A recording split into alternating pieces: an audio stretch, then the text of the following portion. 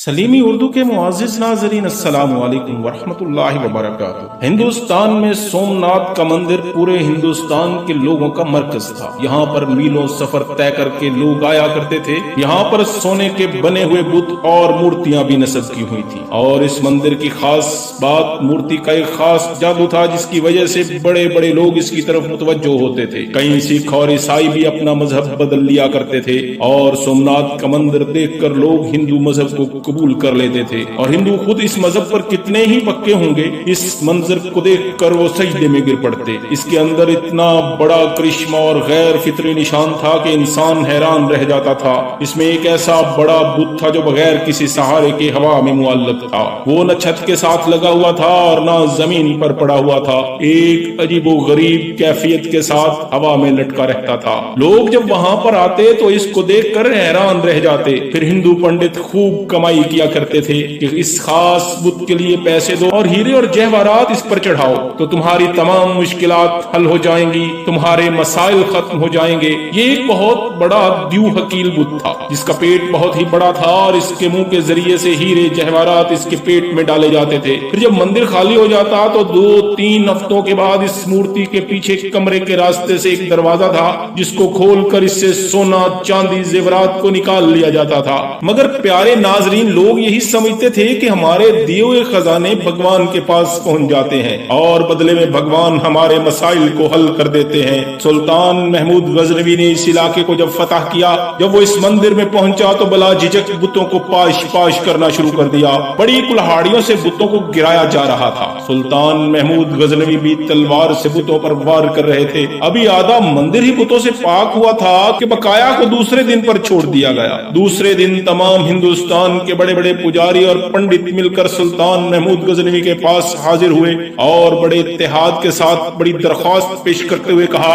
कि इस इलाके पर आप ही कब्जा रखें, मगर हमारे इस बुत को मत तोड़े। इसके बदले हम आपको पूरे हिंदुस्तान की दौलत देने पर आमादा हैं। सुल्तान महमूद गजनवी का एक वजीर आपके करीब आया और कहने लगा कि ये पेशकश तो बहुत बड़ी है, क्योंकि हमने बहुत सारे बुतों को तोड़ दिया, सिर्फ एक बुत को छोड़ देने में कोई हर्ज नहीं। आप इस पर गौर कीजिए, क्योंकि जो मालो दौलत आपको मिलेगा इससे हम पूरे दीन और इस्लाम की हुकूमत बहुत आसानी से मुस्तहकम कर सकते हैं। प्यारे नाजरीन, सुल्तान महमूद गजनवी ने इन हिंदू पंडितों को कोई जवाब न दिया और दूसरे दिन अपने साथ माहिर तबीयात यानी माहिर साइंसदान अल बैरूनी को लेकर मंदिर में पहुंचे, क्योंकि आप इस मुअम्मा को हल करना चाहते थे कि जब आप वहां तशरीफ ले गए तो बुत को चारों तरफ से घूम कर देखा, कोई पतली चीज या कोई भारी चीज या कोई सहारा तक नजर न आया जिस पर बुत को लटकाया गया हो। सुल्तान बड़ा हैरान हुआ और अल बैरूनी के जिम्मे लगाया कि आप इसका मुआयना करें और इसकी वजह ढूंढें, इस बुत को हवा में किस तरह मुअल्लक किया गया है। अजीबो गरीब समा बन चुका था।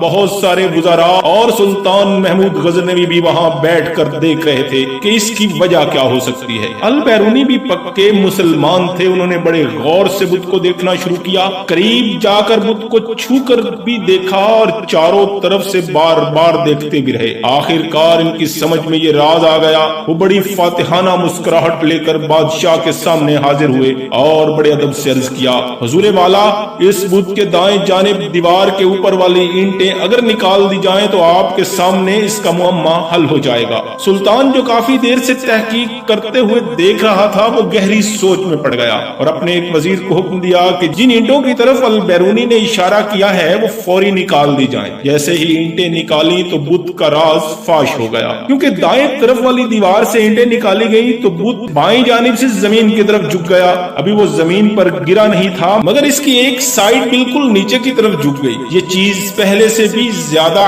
हैरान कुन थी कि इन ईंटों का बुत से क्या ताल्लुक है। सुल्तान ने अल बैरूनी को बुलाकर पूछा कि इस पहेली से जरा पर्दा उठाइए और हमें बताइए कि आप तहकीक की गहराई तक कैसे पहुंचे। प्यारे नाजरीन, अल बैरूनी ने बताया कि हुजूर वाला दर हकीकत ये सारा बुत बहुत आला किस्म के लोहे का बना हुआ है। ये ऐसा बुत है जो कि मकनातीस की तरफ खूब खींचता है और फिर इसके वजन के ऐन मुताबिक मकनातीसों को दीवार की ईंटों के अंदर खूब भर दिया गया है। यानी ईंटों के अंदर मट्टी की बजाय मकनातीस रख दिया गया है। ये मकनातीस भी इतने आला किस्म के हैं कि पूरी तरह इस मूर्ति को अपनी तरफ खींचे रहते हैं और इतनी जोर से खींचे रहते हैं कि ये अपनी जगह से हरकत भी नहीं نہیں کرتی، بلکہ انہوں نے بتلایا کہ اس مندر کے اندر ہوا کی آمد و رفت بھی اس طریقے سے ترتیب دی گئی ہے کہ وہ بت کو اوپر کی طرف اٹھائے رکھتی ہے۔ اس تحقیق سے معلوم کیا گیا کہ وہ کون سی تکنیک تھی جس کے ذریعے جادو دکھا کر ہندوستان کے ہزاروں لوگوں کو گمراہ کیا گیا تھا اور ان کو باطل کی گہرائیوں میں